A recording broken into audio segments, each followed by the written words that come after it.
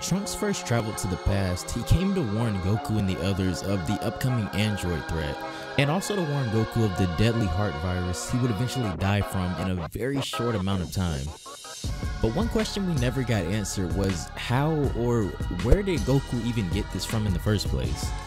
This is a small part of a much larger story by Chibi Dams called The Story of a Survivor, and it pretty much tells of what happened when Goku was on planet Yardrat, leading up to him returning to Earth to confront Frieza. In this universe, however, a time machine was never created, so Trunks never came back and intercepted Frieza. Since Trunks never shows up, Frieza and King Cold have landed on Earth first and killed pretty much all of the Z Fighters at this point, except for Gohan.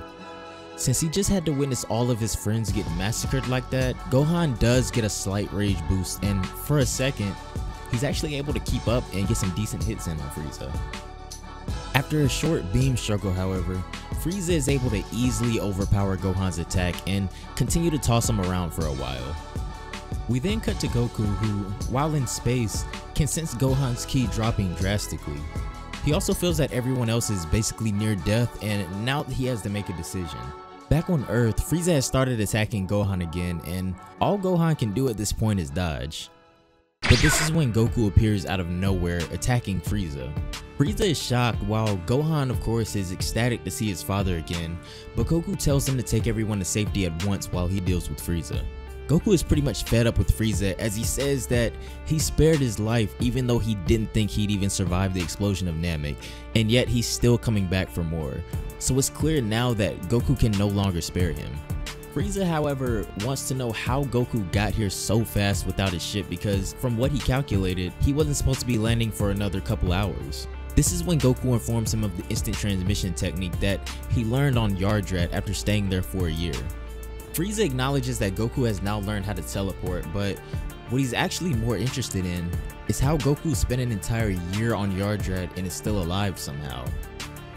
Frieza says that he had previously sent the Ginyu Force to conquer that planet, but they gave it up, saying as how Frieza wouldn't have been able to send his army here due to their weak resistance for the planet's atmosphere. Goku doesn't quite understand what he's getting at, but this is when Frieza tells him that while the atmosphere on Yardrat may be livable, it's quite toxic to organisms that don't originate from the planet. So basically, Goku was being poisoned and exposed to toxins and viruses for a whole year without him even knowing it. Obviously, Goku is confused and doesn't really believe in what Frieza is saying, but Frieza couldn't really care less and attacks Goku anyway. Goku is still vastly superior, however, and this final battle between them goes about how it did on Namek, with Goku just completely dominating Frieza, and as the battle goes on, Goku acknowledges that the gap between them is so massive, he was kinda hoping that Frieza would see it himself and give up. Ultimately, Goku does go on to defeat Frieza once again, but it would seem that Frieza might have been right. Peace may have been returned to the Earth for now, but Goku goes on to suffer from a deadly heart virus he seems to have contracted from the deadly atmosphere on planet Yardrat, and even though his physical condition is beyond exceptional, the most it could do was slow down the progression of the virus, and eventually, the virus does win. While this blow would be especially hard on Chi-Chi and Gohan, Gohan would go on to live a life following in his father's footsteps as one of the most powerful warriors that this universe would ever see.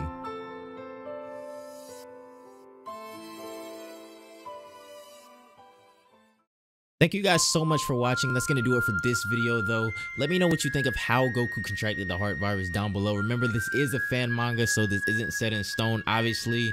I feel like this is actually a pretty convincing story though that could have been implemented in some kind of cool way. But anyways, let me know if you guys have any manga in particular you want me to cover down below, and I will see you all in the next one. Bye guys.